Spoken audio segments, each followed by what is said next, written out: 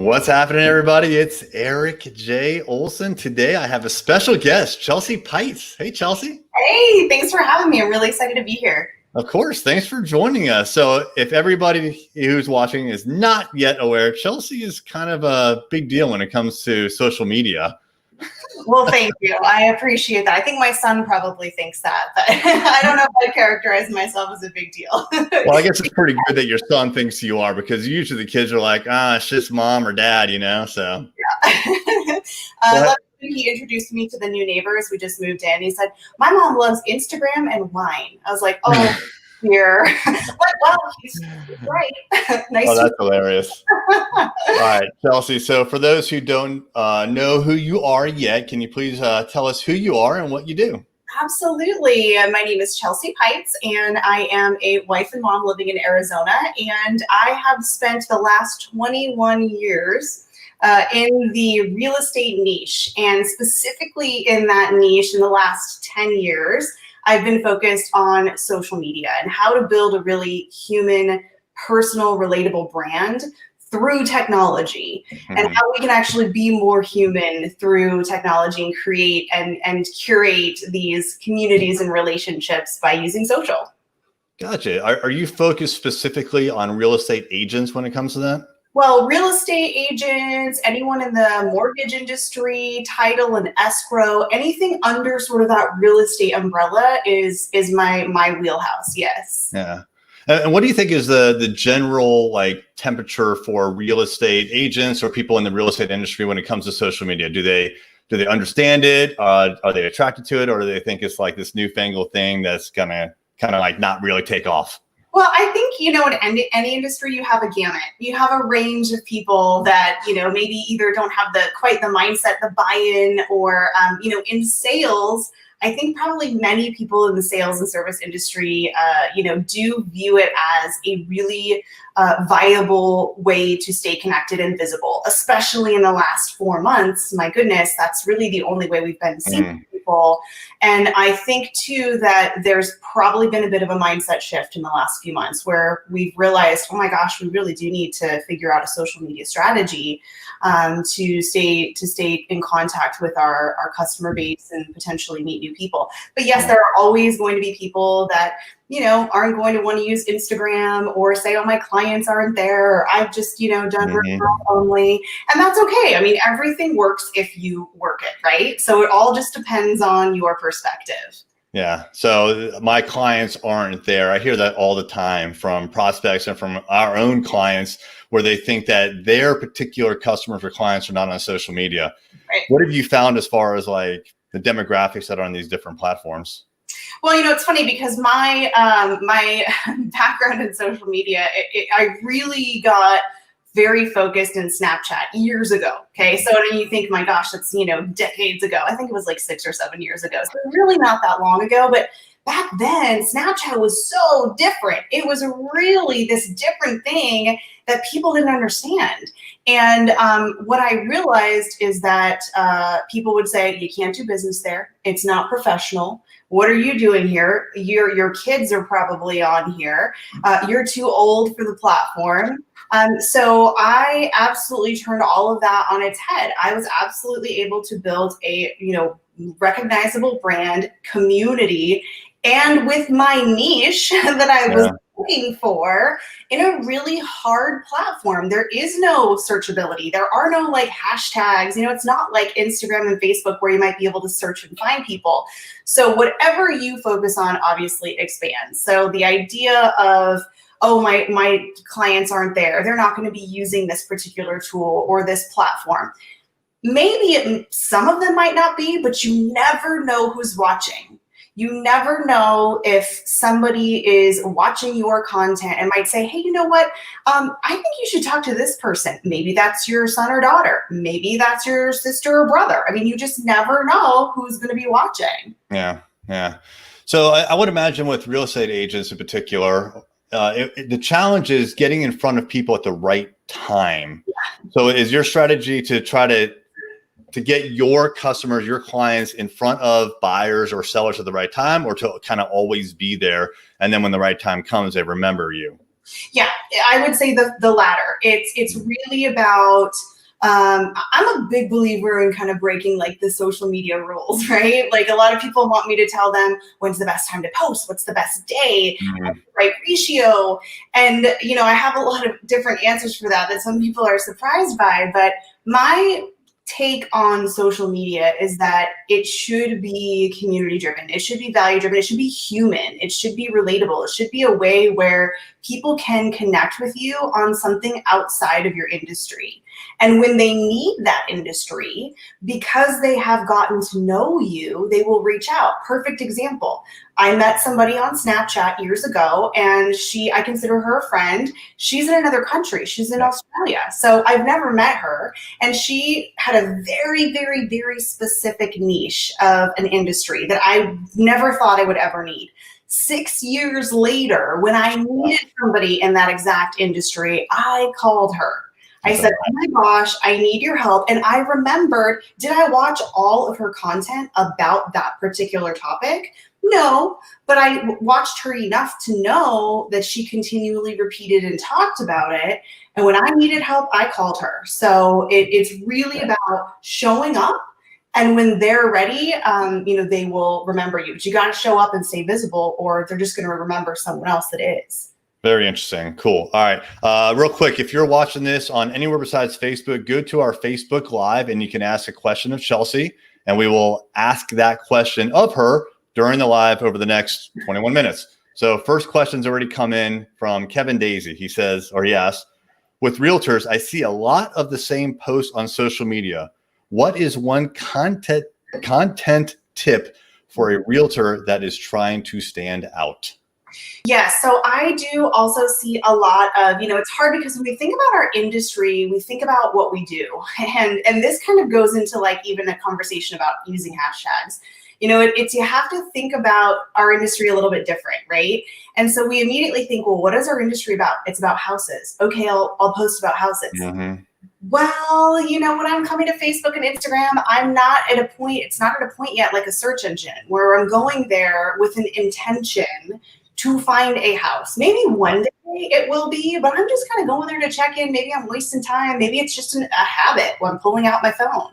And so you're not really in that mindset to be purchasing a home or looking at a home. So my best recommendations are to really think about what is something that can showcase your passions, your hobbies, your human side. And a lot of people say, oh, I'm a private person. Great. You can be a private person and still be personal. Personal versus private, two totally different things. Personal is human. Personal is working from home, having my husband walk behind me during a live stream, having my son, having a dog bark. Those are things we can all relate to, right? And so I would encourage them to think more about what's just going on in my everyday life. And this sounds easy, but it's hard. And I know we're going to talk about Instagram Reels and all that. But people say, oh my gosh, you're so creative. How did you think of that? And I'm like, well, I honestly thought about, I'm standing in my closet the other day looking at all my high heels. And I think, oh, I miss these. I wonder if these high heels miss me because I haven't gone anywhere in 4 months. And I wonder if anybody else thinks that. And that is what inspired me to kind of create this little, video about that. And so people think, oh gosh, it's so boring. Look around and nobody wants to see anything about what's going on in my life. But there is magic in the mundane and relatable and human. So I would say, instead of just houses, instead of open houses, instead of listings, maybe even do a video about why you got in the industry. What brought you there? My story of getting into the industry is really interesting. So people would rather know about who you are, the person behind like the house. And then guess what? When you do the content that's maybe not as exciting and you're talking about the process of an escrow or what have you, boring. If people like you, they might watch it, right? So it shouldn't always be about business. It really should be more, here's who I am, here's what my personality is, like, know, and trust, right? Same thing we've heard for decades in marketing. And really, I would say, commenting over contenting. I mean, I believe in content. I talk about it, okay? So I believe in content. Stop posting and start engaging. And that helps your algorithm. It tells the platforms you're a good community member. And when you do make a post, it's going to go farther because people are going to respond. They're going to get all this branding. You know that you're sending them a notification. They're going to see your little bubble and your name. And so there's these really subtle ways that we can be super positive super fans for other people. We need to get out of this mindset of we only make content to create super fans for us.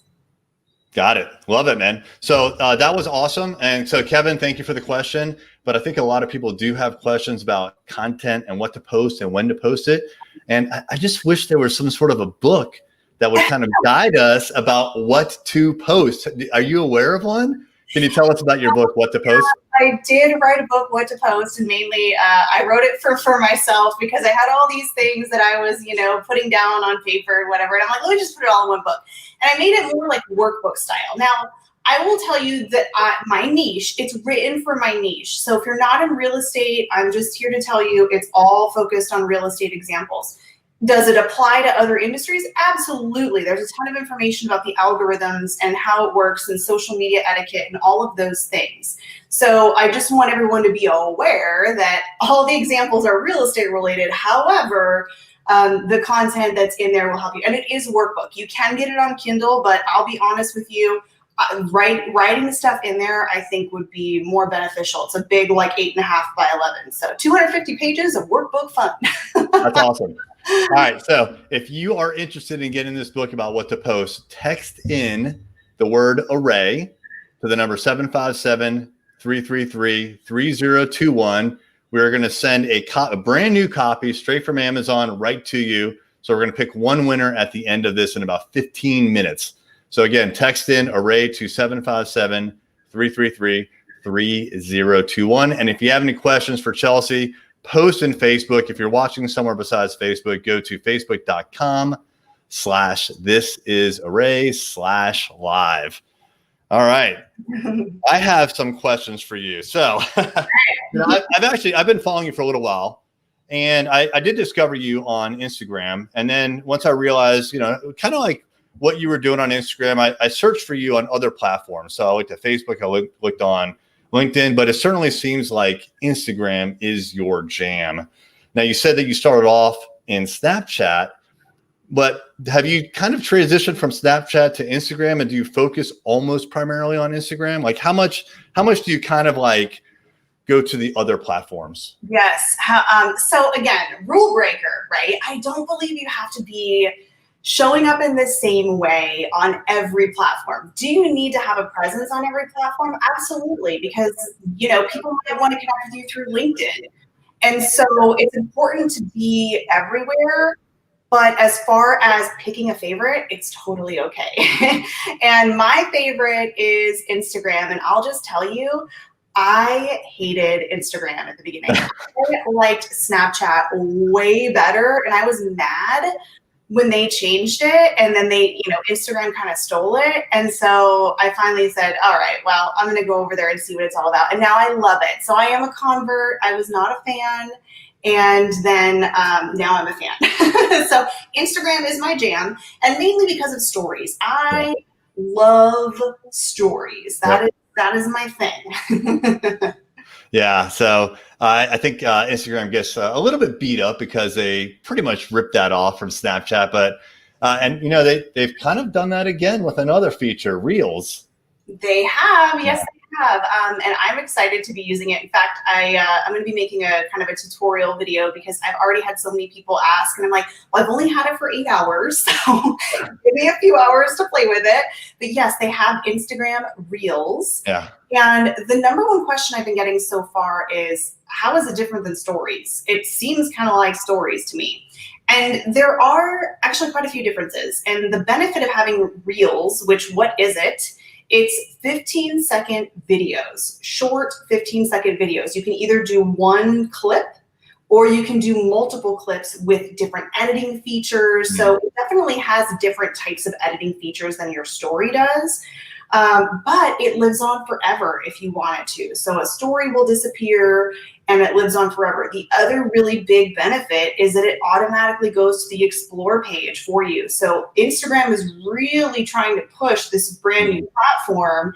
And so imagine if your reel got on, the explore tab, you could definitely get a lot of global visibility. Oh yeah. Yeah. So I'm excited about it. I can't wait. Yeah, I've seen a couple people that I follow on Instagram already posting reels, and it does look very similar to TikTok. It seems like I know that Instagram's been working on it for several months or maybe even longer, but it certainly seems like the timing is really good right now to come out with a TikTok competitor. What a coincidence, right? Isn't that amazing? Yeah, no kidding. Absolutely. In fact, there's a really great book. I don't know if you've read it. It's called, I think it's called No Filter. And I apologize, I don't remember the author's name. That's terrible of me. It was a really interesting sort of behind the scenes look at how Instagram started and how it got acquired and how, new products that came into the market and what the strategy was when those new products came to market that could be potentially seen as competition. So I am not surprised at all. I'm just here for it. I'm glad that Reels is here, and it's an exciting and new format. And I think there's going to be a lot of confusion around it, just like when stories came out. People are like, I don't get it. I don't understand why I'd want to make disappearing content. This is too much. There's all these bells and whistles. Why can't I just post in the feed, right? So, and now we have, I think, like something close to 300,000 people making stories every minute of the day, which is amazing. Yes, Sarah Fryer. Thank you. Sarah Fryer is the author. It's a great book called No Filter. If you like histories of startups and all the behind the scenes, I recommend it. Yeah.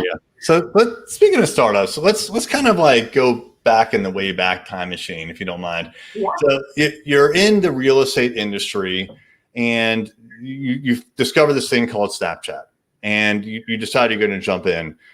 Did you jump in like with a strategy that had something to do with your day job, or were you just kind of like jumping in and playing around with it? Like, did you niche right away, or what? How did that happen?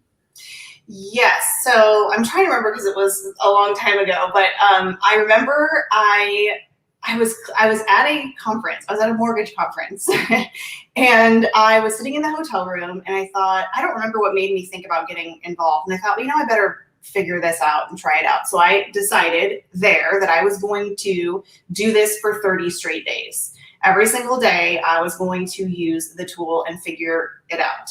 And so I started using it, and I don't know how quickly I went into a show mentality, but I basically created a daily show called Chelsea Chat Snap Show.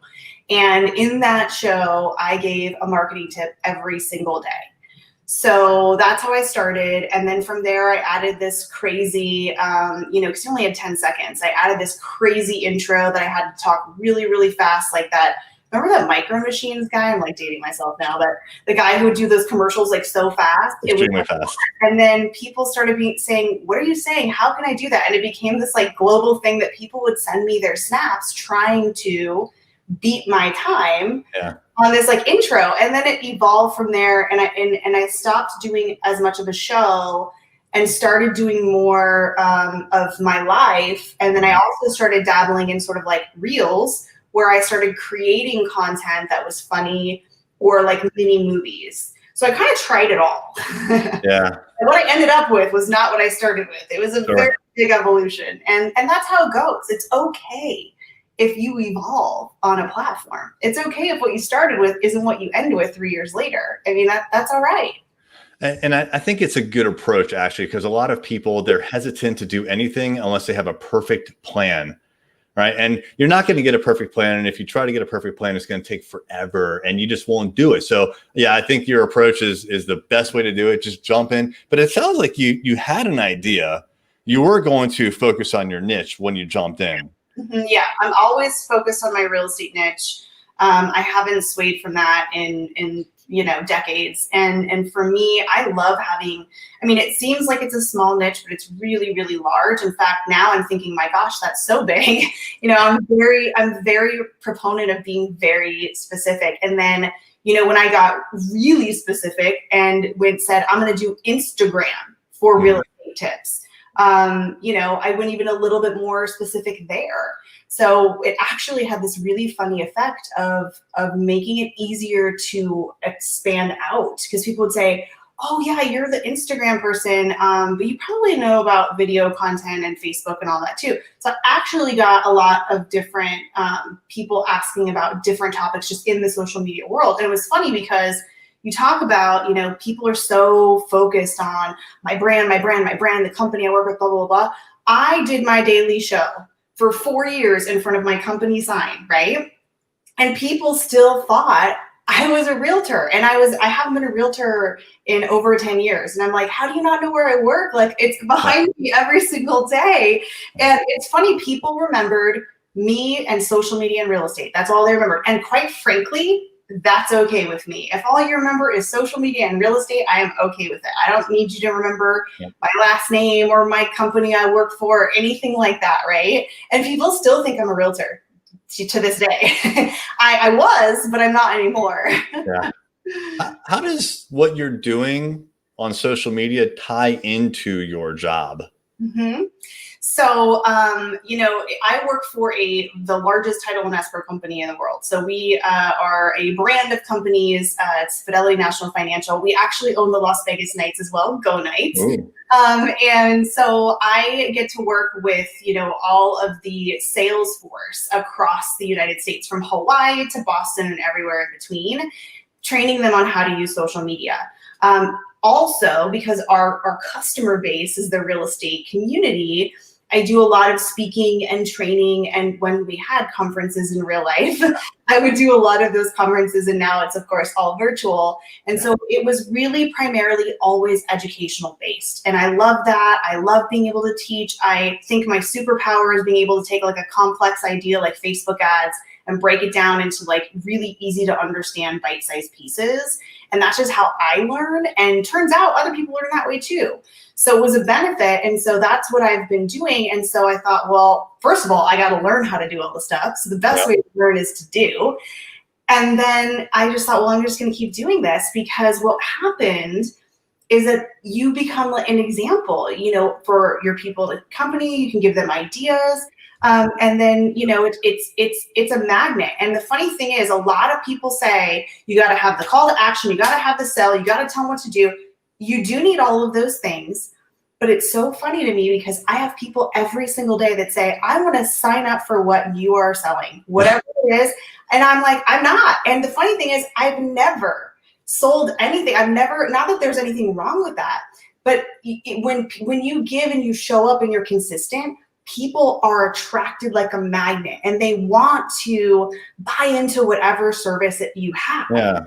And so that was this, huge thing that I realized. And I was like, oh my gosh, this is amazing. And so I continue to stay, as an example, but also to learn. It's funny. I was telling somebody on a webinar that I still do my podcast and video editing. And they're like, really? And I'm like, yeah, because I don't know why. I just feel like it keeps me sharp and I want to do it. I like doing it. But there's something for me in my mind that I have to keep doing it to stay kind of on top of it and figure the things out, break it apart. So that's why I do it. What about your social media? Do you have a little bit of help there? I have zero. Really? Wow. Because there's a lot of posts. You put out a lot of content. I am it. Yes. So I have a full-time, coaching position with the company. I do a lot of webinars, a lot of conferences. I make all my content. I edit all my stuff. I am not saying that is the right thing to do, right? I mean, could I be more efficient? Absolutely. For me too, people will be shocked, I'm sure. I never look at my numbers, and it's a funny reason why. I don't know if I'm like a superstitious person. I never look to see my view count on stories because I don't want to taint that. I love stories. I don't want this to become ooh, why didn't they do? Maybe they didn't like that. Oh, maybe I should think of something else. Oh man, why are my story views going down? I want it to be what I want it to be. So if you don't want to look at certain things, that's okay too, right? You can do do things that you love for you. And I'm not saying that metrics don't matter. They do, right? So I just want to be really transparent and let people know that you can do social media the way you want to do it and still be really fulfilled and successful and, enjoy it. And then I know there's people that like literally are looking at those metrics every single day and and it's awesome. And that's okay too, right? So you just have to do what's right and sustainable. Like, I know people get excited and they're like, I'm going to do 3 YouTube videos a week. Well, are you going to do that for 3 years? Yeah, exactly. Maintaining is difficult. Starting is easy. Yeah. Yeah, no doubt.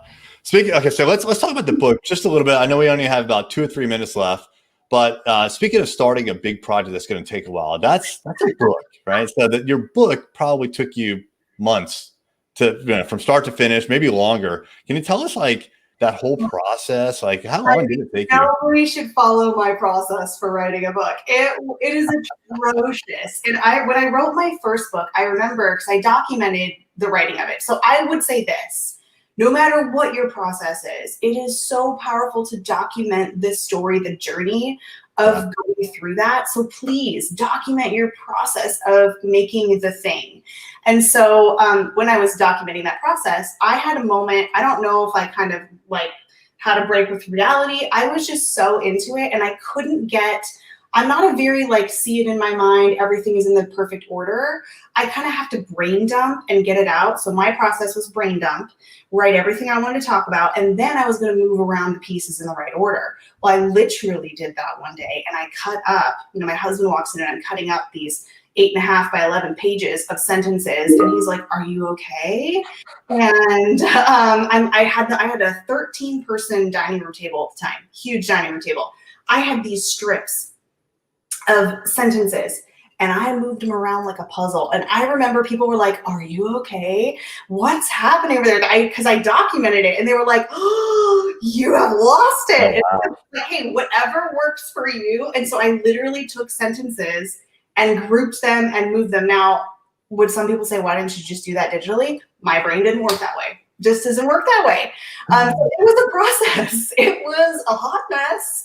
And, I had a really amazing editor the first time. And the second time was easier, but there was still a lot of hot mess moments for sure. Oh, boy. Wow.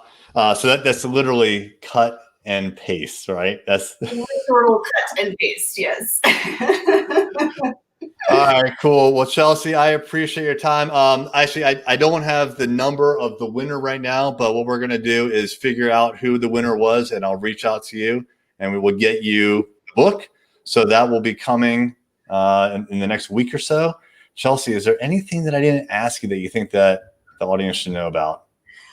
I think that probably one of the things I talk about the most is people always ask me, well, where would you start with, especially if, right now? And to be honest, I always tell people, I'm a huge fan of stories, but I can't say enough about this particular format, especially right now when we're in a world that is primarily virtual. And if you haven't thought about stories, if you haven't really gotten into it, it is the most human form of content we can make right now online. And when we are in our homes and working remotely, it is the way where you can be visible and stay connected in a very human way with your potential customers, your past clients. So I would embrace it. I believe stories format is the future of social media. I would not be surprised. It probably won't happen for a long time, but I would not be surprised if the regular feeds as we know it go away. Interesting. I think the thing about stories and maybe why people are reluctant is because it's ephemeral, right? It only lasts 24 hours and then it kind of goes away. Do you have a strategy for making it last a little bit longer? I think the number one hang up, honestly, is that people's faces are in it. And, it's kind of, let's just be honest, it's hard to see yourself on video, right? And people feel that it's egotistical. It has nothing to do with ego or fame. It has everything to do with communicating in the most human way possible, eye to eye, screen to screen. Our brains don't know the difference. And so once you get past that, then the question is, okay, well, don't I want something that lasts forever? Absolutely, you want stuff that lasts forever. But what's cool about, it's like, again, back in the day where I'd come home and be like, oh my gosh, it's 8 o'clock and nobody answered the phone and we can't leave anywhere because 90210 is coming on. I didn't have DVRs were existing back then. They didn't have reruns for years. And I was like, I cannot miss. Oh, yeah. So when people know that they're going to miss it, they're going to tune in. And then they, just like a regular show, your episodes, they get used to seeing you. That is interesting. Tune in. And also, so that's one thing, attention. The second thing is it's supposed to really mimic your life. Every day you wake up and the day yesterday no longer exists. We are in a new day. So it's this real-ish time type of content. So there is a lot of value in disappearing content. But yes, you do need to make content that works while you sleep, which means that it needs to be actually staying there for a long time. Yeah, that was interesting as far as like, Beverly Hills 90210, like you had to watch it when it aired. So it's the same with, these stories, like, and that's the draw, right? People don't want to miss out on your story because they get one shot at it one day. And if they miss out on that one day, it's gone. So very cool. All right, Chelsea, I really appreciate it. Thanks so much for joining us. Thanks for having me. This was really fun. All right, everybody go check out Chelsea. Sean, can you put it up one more time? Go check out Chelsea on Instagram. There is her handle. All right, thanks, Chelsea. Thanks.